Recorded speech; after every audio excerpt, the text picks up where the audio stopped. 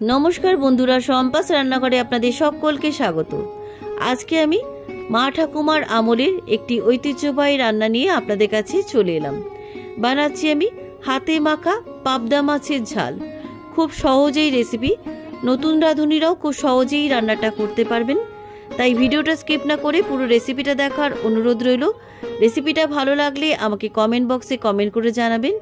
ভালো লাগলে লাইক বাটনটা প্রেস করে দেবেন আর আপনাদের বন্ধুদের মধ্যে আমার ভিডিওটাকে শেয়ার করে দেবেন। আর আমার নতুন বন্ধুদের কাছে অনুরোধ, আমার চ্যানেলটাকে সাবস্ক্রাইব করে পাশে থাকবেন। আর আমার চ্যানেলে নতুন নতুন রেসিপি দেখার জন্য পাশে থাকা ছোট্ট বেল আইকনটাও প্রেস করে দেবেন। চলুন আর কথা না বাড়িয়ে কীভাবে আজকে হাতে মাখা পাবদা মাছের ঝাল বানাচ্ছি রেসিপিটা দেখে নেওয়া যাক। পাবদা মাছের ঝাল রান্না করার জন্য আমি বাজার থেকে ফ্রেশ টাটকা পাবদা মাছ নিয়ে এসেছি। মাছগুলো একটু ছোট সাইজের নিয়ে এসেছি আর কাটিয়ে নিয়ে এসেছিলাম, কিন্তু এই মাছের উপরে যে কালো আস্তরণটা আছে এটা আমি ছুরি দিয়ে ঘষে ঘষে তুলে নিচ্ছি। দেখুন, এইভাবে প্রত্যেকটা মাছের কালো আস্তরণগুলো আমি একটু ছুরি দিয়ে ঘষে ঘষে তুলে ফেলছি।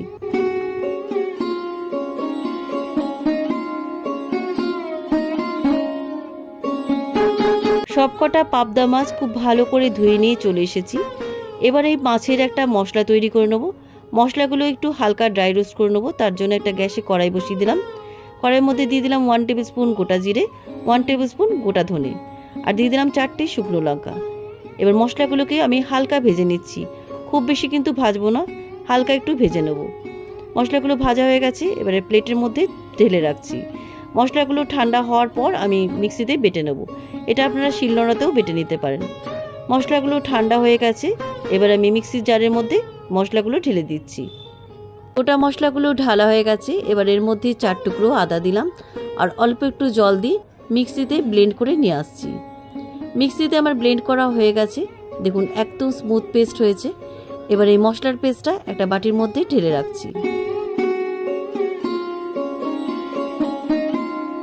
মিক্সির বাটি থেকে মশলার পেস্টটা আমার ঢালা হয়ে গেছে। এবার আমি আর একটা পেস্ট বানিয়ে নেব। একটা বড় সাইজের পেঁয়াজকে আমি বড় বড় টুকরো করে কেটে রেখেছিলাম। এবার এই টুকরো করা পেঁয়াজগুলো মিক্সির বাটিতে ঢেলে আমি পেস্ট বানিয়ে নিয়ে আসছি। পেঁয়াজের পেস্টটা আমার হয়ে গেছে, এবার একটা বাটিতে পেঁয়াজের পেস্টটা ঢেলে রাখছি।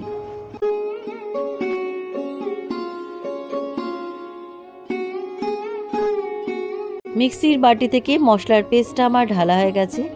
মশলার পেস্ট আর পেঁয়াজের পেস্ট আমার দুটোই রেডি। এবার আমি একটা বড় ফ্রাই প্যান নিলাম। ফ্রাই প্যানের মধ্যে আমি পাবদা মাছগুলোকে সুন্দর করে সাজিয়ে দিচ্ছি। আপনারা এই রান্নাটা অ্যালুমিনিয়াম পাত্রের মধ্যেও করতে পারেন, তবে ফ্ল্যাট পাত্র নেবেন, তাহলে মাছগুলো ভেঙে যাবে না। মাছগুলো সুন্দর করে সাজানো হয়ে গেছে। এবারে মাছের মধ্যে দিয়ে দিচ্ছি পেঁয়াজ বাটা আর মশলা বাটা। এবারে দিয়ে দিচ্ছি 1/2 টিস্পুন হলুদ গুঁড়ো আর দিয়ে দিচ্ছি পরিমাণ মতো লবণ, আর স্বাদের ব্যালেন্স বজায় রাখার জন্য দিয়ে দিচ্ছি 1/2 টিস্পুন চিনি। এবার এর মধ্যে একটা বড় সাইজের টমেটোকে পাতলা পাতলা করে কেটে রেখেছিলাম, টমেটো কুচিগুলো দিয়ে দিলাম আর দিয়ে দিলাম 2টো চেরা কাঁচা লঙ্কা। এবার ওপর থেকে আমি 2 টেবিল স্পুন মতো কাঁচা সর্ষের তেল দিলাম। এই রান্নাটা অবশ্যই কিন্তু সর্ষের তেল দিয়ে করবেন।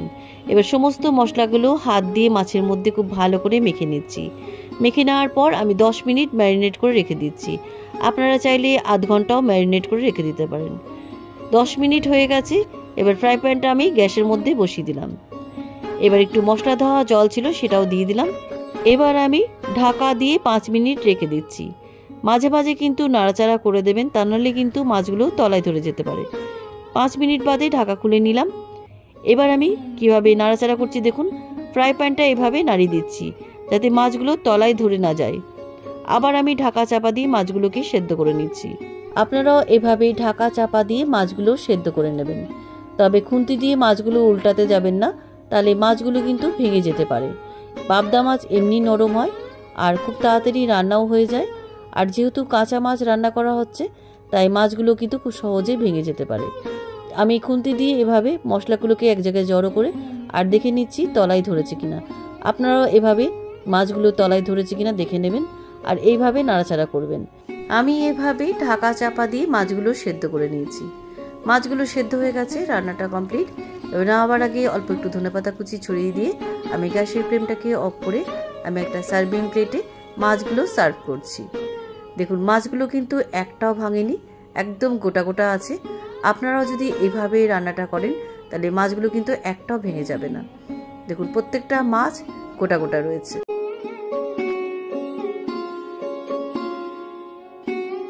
মাছগুলো আমার সার্ভিং প্লেটে সার্ভ করা হয়ে গেছে। টমেটো আর ধনেপাতা দিয়ে আমি গার্নিশ করে দিচ্ছি। দেখেই কত লোভনীয় লাগছে, খেতেও কিন্তু অসাধারণ হয়। গরম ভাতে কিন্তু দারুণ জমে যাবে। আপনারাও পারলে এই রেসিপিটা একবার হলেও ট্রাই করে দেখবেন। রেসিপিটা কেমন লাগলো আমাকে কমেন্ট বক্সে কমেন্ট করে জানাবেন। ভালো লাগলে লাইক বাটনটা প্রেস করে দেবেন আর আপনাদের বন্ধুদের মধ্যে আমার ভিডিওটাকে শেয়ার করে দেবেন। আর আমার নতুন বন্ধুদের কাছে অনুরোধ, আমার চ্যানেলটাকে সাবস্ক্রাইব করে পাশে থাকবেন। আর আমার চ্যানেলে নতুন নতুন রেসিপি দেখার জন্য পাশে থাকা ছোট্ট বেল আইকনটাও প্রেস করে দেবেন। আজ তাহলে চলি, আবার একটা নতুন দিনে নতুন রেসিপি নিয়ে আপনাদের কাছে চলে আসবো। সবাই ভালো থাকবেন, সুস্থ থাকবেন। ধন্যবাদ।